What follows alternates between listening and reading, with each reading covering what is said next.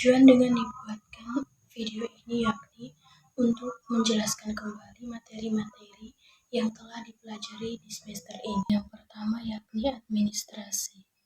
Administrasi mencakup proses-proses pengelolaan, pengantar, dan pengendalian di tingkat desa untuk menjalankan roda pemerintahan desa.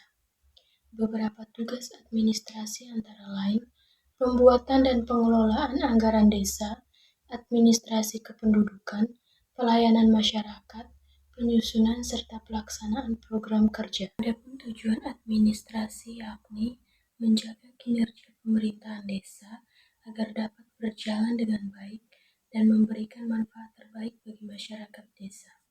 Dalam arti sempit, secara etimologis, administrasi berasal dari bahasa Yunani, yakni ade administrare, yang melayani atau memberikan pelayanan. Kemudian dari bahasa Belanda adalah administratie, yang artinya segala kegiatan meliputi tulis-menulis, ketik-mengetik, dan komputerisasi serta surat menyurat. Dalam arti luas, administrasi adalah proses kerjasama dalam mencapai tujuan dibagi dalam 3 sudut, yakni proses, fungsi, dan tugas, serta institusi kepranataan. Materi selanjutnya, pemerintah dan pemerintahan desa. Pemerintah desa adalah Kepdes atau yang disebut dengan nama lain, dibantu dengan perangkat desa, yakni sekretaris desa, pelaksanaan teknis desa, dan kepala kewilayahan atau kepala dusun, atau sebagai unsur penyelenggaraan pemerintahan desa.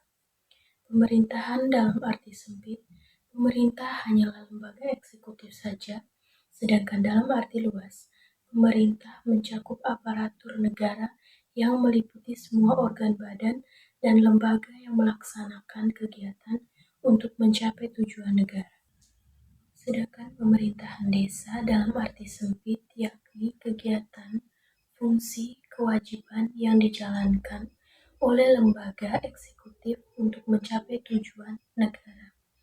Sedangkan pemerintahan dalam arti luas adalah segala kegiatan yang terorganisir yang bersumber pada kedaulatan dan kemerdekaan berlandaskan dasar negara demi tercapainya tujuan bersama. Kemudian materi yang selanjutnya adalah sumber daya perangkat desa. Sumber daya perangkat desa ini adalah suatu nilai potensi yang dimiliki oleh suatu desa yang dikenal pula istilah sumber daya yang dapat atau terbarukan, yakni sumber daya manusia. Sumber daya manusia ini berupa tenaga yang dapat dibagi menurut jenis, tenaga kerja terdidik dan tenaga kerja terlatih. Dalam tenaga kerja menurut sifatnya, yakni tenaga kerja jasmani dan tenaga kerja rohani. Materi selanjutnya adalah manajemen pelayanan publik.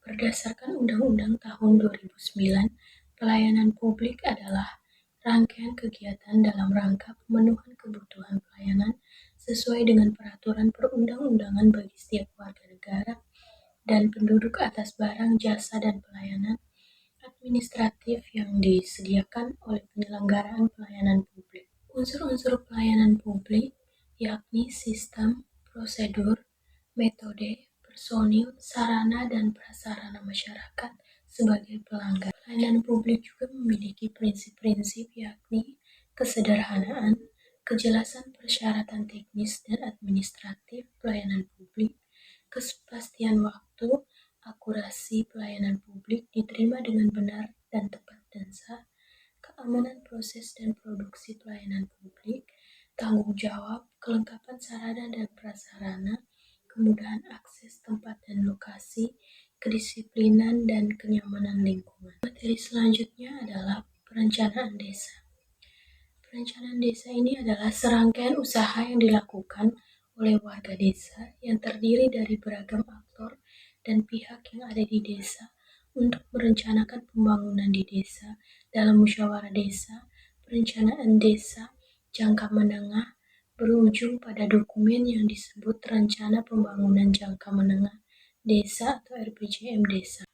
Sedangkan perencanaan jangka pendek adalah menghasilkan dokumen penjabaran dari RPJM desa yang disebut RKPD.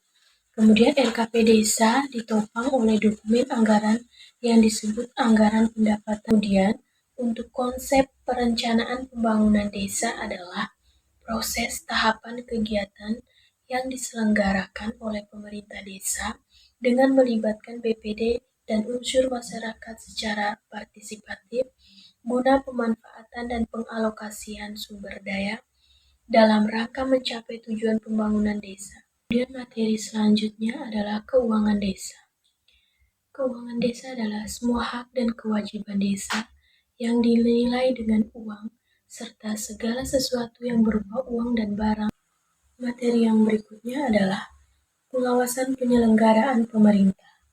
Pengawasan atas penyelenggaraan pemerintah desa adalah proses kegiatan yang ditunjukkan untuk menjamin agar pemerintah desa berjalan secara efisien dan efektif sesuai dengan rencana dan ketentuan peraturan perundang-undangan. Materi yang berikutnya adalah kepemimpinan kepala desa.